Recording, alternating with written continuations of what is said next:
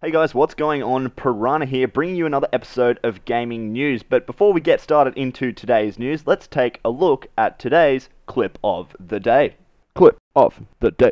Okay, we're on board with Drop Shock on hardpoint on standoff. Picks up the first player, picks up the second player, picks up the third player. Looking for the fourth on the hardpoint now. Is he going to get... Yes, he gets him. And what?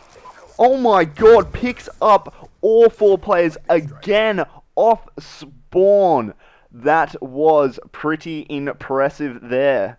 Okay guys, now let's get into today's gaming news. First up on today's news, and this is a pretty big one, and that is about DayZ and the possibility of it coming to the Xbox One and the PS4. DayZ creator Dean Hall has said, "I think all the console manufacturers are interested in DayZ, and right so, because we've sold a fair amount of units in a short space of time, and it's a game that could potentially transfer quite well to consoles. In fact, the standalone version of DayZ sold 1 million copies within 4 weeks. Dean Hall goes on to further say, "The consoles are trying to sort of break new ground with where they're heading, so really the bottleneck is us. We need to get the PC build to the right state, where then it can pull across.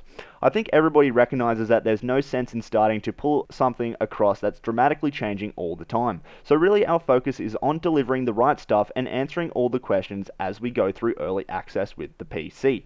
So basically the developers are waiting until the PC version is done before they start porting it over to the consoles, which makes sense to me, as you wouldn't really want a buggy glitchy game transferred over to the consoles until it's completely finished and bug free. Although I do actually wonder about the complexity of the DayZ control scheme and how that's going to transfer over to the console controllers, because obviously DayZ being a predominantly PC game, there's a lot more options to bind different keys while playing on the PC and using a keyboard compared to the Xbox and PlayStation controllers. So I'm curious as to see how they're going to handle that, but I'm sure they'll figure it out. But yeah, there's no actual ETA for this to happen, but DayZ is definitely going to be coming to the next gen consoles eventually." Anyway, on to our next news report for today, and you guys might remember a couple of weeks ago I reported on rumours of The Last of Us coming to the PlayStation 4, and well, it's finally been announced that those rumours were actually true. On Wednesday, Naughty Dog officially announced that The Last of Us is coming to the PS4, and it's going to be called The Last of Us Remastered. The game itself is going to be exactly the same, however it's going to receive a huge graphics and visuals boost, including Full HD 1080p, higher resolution character models, improved shadows and lighting, and upgraded textures, along with even more improvements. The game is going to include the Left Behind DLC, as well as all the additional maps for the multiplayer. So pretty much you get everything that was released DLC-wise for the PS3 version in the remastered version for the PS4. Frame rate wise, Naughty Dog has expressed interest in having the game run at 60 FPS, but it has not been 100% confirmed yet. I'm pretty sure the devs will get this running at 60 FPS, as they are definitely targeting it. This game is going to look amazing on the PlayStation 4. It already looked incredible on the PS3, so the PS4 version is most likely going to be mind-blowing. And I can't wait to see what it looks like, especially if they hit that 60 FPS.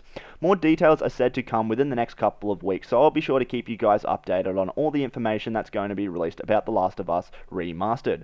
There's also been a trailer released announcing The Last of Us Remastered, which I've linked in the description below, along with some articles which show some comparison screenshots from the PS3 version to the PS4 version, so go check them out if you're interested.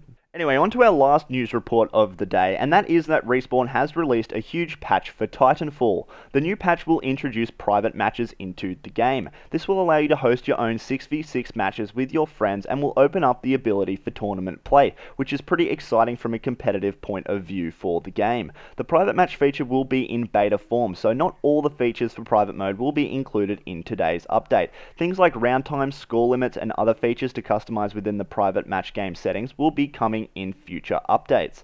Private matches will also still be played on dedicated servers through the Xbox Live Cloud, so you don't have to worry about host advantage while playing private matches. New features will be included into the game, including a party app shortcut in the main menus, which will open up the Xbox One's party app, making it a lot easier to manage your party. There's also a huge amount of game balancing changes, including reducing the Gen 5 Gooser challenge requirement from requiring players to kill 50 ejecting pilots to only having to kill 5 ejecting pilots to complete the challenge. The 40mm Titan weapon magazine capacity has been reduced from 20 rounds to 12, and the extended mag capacity has been reduced from 25 to 16 rounds per magazine.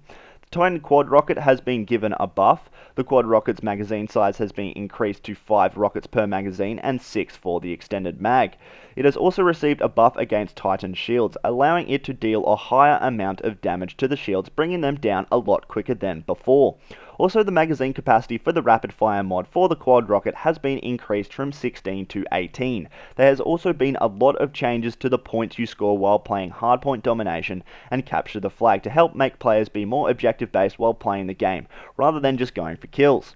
There's also a huge amount of bugs and other fixes that have been fixed in this update as well. The complete list of features added, changes made, and bugs fixed can be found in the description below, so go check those out if you're interested. Anyway guys, that's going to be it for today's show. I hope you guys enjoyed it, and if you did, show the love by hitting the like button. Also, don't forget to submit your clips for the clip of the day. Details will be in the description below. And also, follow me on Twitter if you want to be updated on exactly when my videos will be coming out, or if you just want to know what I'm doing on a daily basis. Anyway, thanks for watching, and as always, this has been Piranha Prigel. I'm getting sick of this outro, so be prepared for a change. I'll see you guys on the next one.